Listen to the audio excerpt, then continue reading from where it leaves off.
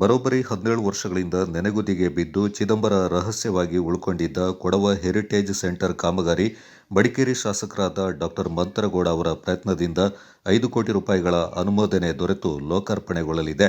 2009-10ರಲ್ಲಿ ಆರಂಭಗೊಂಡ ಈ ಯೋಜನೆ 10 ಹಲವು ವಿವಾದಗಳನ್ನು ಸೃಷ್ಟಿ ಮಾಡಿ ಪೂರ್ಣಗೊಳ್ಳದೇ ಇದ್ದುದರಿಂದ ಕೊಡಗಿನ ಸಾರ್ವಜನಿಕರು ನಿರಾಶೆಗೊಂಡಿದ್ದರು. ಐನ್ಮನೆ, ಉಂಬಳಮನೆ, ಕಂದಿಕೊಂಬರೆ, ಬಾಡೆ ಹೀಗೆ ಕೊಡವ ಪರಂಪರೆಯ ವೈಭವವನ್ನು ಜಗತ್ತಿಗೆ ಪರಿಚಯಿಸುವ ದೃಷ್ಟಿಯಿಂದ ಆರಂಭಗೊಂಡ ಈ ಯೋಜನೆ ಅದೇನೋ ಇಚ್ಛಾಶಕ್ತಿಯ ಕೊರತೆಯಿಂದಾಗಿ ಪೂರ್ಣಗೊಳ್ಳಲೇ ಇಲ್ಲ. ಇದಕ್ಕೆ ಯಾರ ಬಳಿ ಕೂಡ ಸಮರ್ಪಕ ಉತ್ತರವೂ ಇರಲಿಲ್ಲ. 2-3 ಸ್ಥಳಕ್ಕೆ ಭೇಟಿ ನೀಡಿದ ಡಾ ಮಂತ್ರಗೌಡ ಅವರು ವಿಧಾನಸಭೆಯಲ್ಲಿ ನಿಯಮ 73ರಡಿ ಸಚಿವರ ಗಮನ ಸೆಳೆಯುವ ಪ್ರಶ್ನೆಯನ್ನ ಕೇಳಿದ್ದು, ಈಗ 5 ಕೋಟಿ ರೂಪಾಯಿಗಳಿಂದ ಅಭಿವೃದ್ಧಿಪಡಿಸಲು ಅನುಮೋದನೆ ನೀಡಲಾಗಿದೆ. ಮಡಿಕೇರಿ ವಿಧಾನಸಭಾ ಕ್ಷೇತ್ರದ ವ್ಯಾಪ್ತಿಯಲ್ಲಿ ಬರುವಂತ ಕೊಡವ ಹೆರಿಟೇಜ್ ಸೆಂಟರ್ ಏನು 2009-10ನೇ ಇಸ್ವಿಲಿ ಪ್ರಾರಂಭ ಆಗಂತ ಏನು ಕೊಡವ ಹೆರಿಟೇಜ್ ಸೆಂಟರ್ ಏನು ಕಾಮಗಾರಿ ಮುಂದೆ ವರ್ಸಂತ ವ್ಯವಸ್ಥೆ ಬಗ್ಗೆ ಮಾನ್ಯ ಟೂರಿಸಂ ಸಚಿವರಿಗೆ ಗಮನ ಸಲ್ಲಿಸಕ್ಕೆ ಇಷ್ಟಪಡ್ತೀನಿ. ಮಾನ್ಯ ಅಧ್ಯಕ್ಷರೇ, ಉತ್ತರವನ್ನು ಒದಗಿಸಲಾಗಿದೆ. ಮಾನ್ಯ ಅಧ್ಯಕ್ಷರೇ, ಉತ್ತರ ಕೊಟ್ಟಿದ್ದಾರೆ. ಖುಷಿ ಒಂದು ವಿಚಾರದಲ್ಲಿ ಏನು ಅಂತಂದ್ರೆ, ಈ 10 ಜಿಲ್ಲೆಗಳಿಗೆ ಏನು 50 ಕೋಟಿ ಕಾಮಗಾರಿಗಳಲ್ಲಿ ನಮ್ಮ ಈ ಕೊಡವ ಹೆರಿಟೇಜ್ ಸೆಂಟರ್ಗೆ 5 ಕೋಟಿ ಮೀಸಲಾತಿ ಇಟ್ಟಿದ್ದಾರೆ. ಮಾನ್ಯ ಅಧ್ಯಕ್ಷರೇ, ಅದು ಕಾಮಗಾರಿನ ಆದಷ್ಟು ಬೇಗ ಜಾರಿ ತಗೊಳ್ಳಿಕ್ಕೆ ಪ್ರಯತ್ನ ಮಾಡಬೇಕು ಅಂತ ನಮ್ಮ ಸಚಿವರಿಗೆ ಹೇಳಕ್ ಇಷ್ಟಪಡ್ತೀನಿ.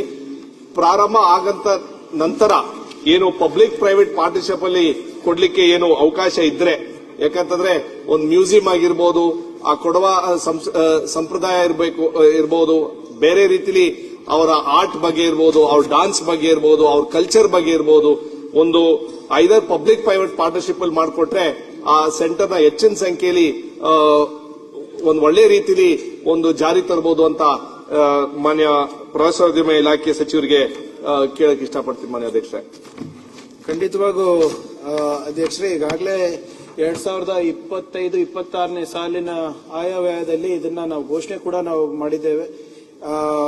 ಕೊಡವ ಹೆರಿಟೇಜ್ ಸೆಂಟರ್ ಏನಿದೆ, ಅವರದಾದಂತಹ ಒಂದು ವಿಭಿನ್ನವಾದಂತ ಭಾಷೆಯಿಂದ ಹಿಡ್ಕೊಂಡು, ಕಲೆಯಿಂದ ಹಿಡ್ಕೊಂಡು, ಸಂಸ್ಕೃತಿ ಇದೆ. ಅದನ್ನ ನಾವು ಅಲ್ಲಿನ ಪ್ರವಾಸಿಗರು ಯಾರು ಬರ್ತಾರೆ ಅವರಿಗೆ ಪ್ರದರ್ಶನ ಮಾಡಲಿಕ್ಕೆ ಇದು ಬಹಳ ಪ್ರಮುಖವಾದಂತ ಕೇಂದ್ರ ಆಗುತ್ತೆ. ಮತ್ತೆ ಸರ್ಕಾರ ಕೂಡ ಇದು ಬಹಳ ಮಾನ್ಯ ಶಾಸಕರ ಒಂದು ಬೇಡಿಕೆ ಮೇರೆಗೆ ಬಹಳ ಗಂಭೀರವಾಗಿ ಪರಿಗಣಿಸಿ ಈಗಾಗಲೇ 5 ಕೋಟಿ ರೂಪಾಯಿಯನ್ನ ಇದಕ್ಕೆ ಮೀಸಲಿಟ್ಟಿದ್ದೀವಿ. ಮತ್ತೆ Karnataka infrastructure tourism limited KTIL ಏನಿದೆ, ಕರ್ನಾಟಕ ಟೂರಿಸಂ ಇನ್ಫ್ರಾಸ್ಟ್ರಕ್ಚರ್ ಲಿಮಿಟೆಡ್ ಏನಿದೆ KTIL, ಅವ್ರ ಮುಖಾಂತರ ಅನುಷ್ಠಾನ ಮಾಡಲಿಕ್ಕೆ ಕೂಡ ನಾವು ಹಣವನ್ನ ಬಿಡುಗಡೆ ಮಾಡಿದ್ದೀವಿ. ಅವರೇನು PPP ಮಾಡೆಲ್ ಅಲ್ಲಿ ನಾವು ಡೆವಲಪ್ ಮಾಡಬಹುದಾ ಅಂತ ಕೇಳ್ತಾ ಇದ್ರೆ, ಖಂಡಿತವಾಗೂ ಟೂರಿಸಂ ನಲ್ಲಿ ಅವಕಾಶ, ಪಾಲಿಸಿನಲ್ಲಿ ಅವಕಾಶ ಇದೆ. ಆದ್ರೆ ಮಾನ್ಯ ಶಾಸಕರು ಸಚಿವರ ಜೊತೆ ಮಾತಾಡಿ ಯಾವ ಅಂಶವನ್ನ ಪಬ್ಲಿಕ್ ಪ್ರೈವೇಟ್ ಪಾರ್ಟ್ನರ್ಶಿಪ್ ನಲ್ಲಿ ಮಾಡಬಹುದು ಅಂತ ಅವರ ಸಲಹೆ ನೀಡಿದ್ರೆ ಅದ್ರ ಪ್ರಕಾರ ನಾವು ಕಾಮಗಾರಿಗಳನ್ನ ಕೈಗೆತ್ಕೋಬಹುದು. ಅಧ್ಯಕ್ಷ, ಮಾನ್ಯ ಅಧ್ಯಕ್ಷರೇ, ಯಾಕೆ PPP ಮಾಡೆಲ್ ಅಂತ ನಾವು ಕೇಳ್ಕೊತಾ ಇದೀವಿ ಅಂತಂದ್ರೆ, ಟೂರಿಸಂ ಇಲಾಖೆಯಲ್ಲಿ ಸಂಪೂರ್ಣ ಕೊಡವ ಇತಿಹಾಸದ ಬಗ್ಗೆ ಮಾಹಿತಿ ಹೆಚ್ಚಿನ ಸಂಖ್ಯೆಯಲ್ಲಿ ಕೊಡಬೇಕು ಅಂತ ಸಂದರ್ಭದಲ್ಲಿ ಹಲವಾರು ಕೊಡವ ಸಮಾಜಗಳಿದಾವೆ. ಮಡಿಕೇರಿ ಕೊಡವ ಸಮಾಜ ಇದೆ, ಬೇರೆ ಬೇರೆ ರೀತಿಲಿ ನಮ್ಮ ಅಕಾಡೆಮಿನೂ ಇದೆ.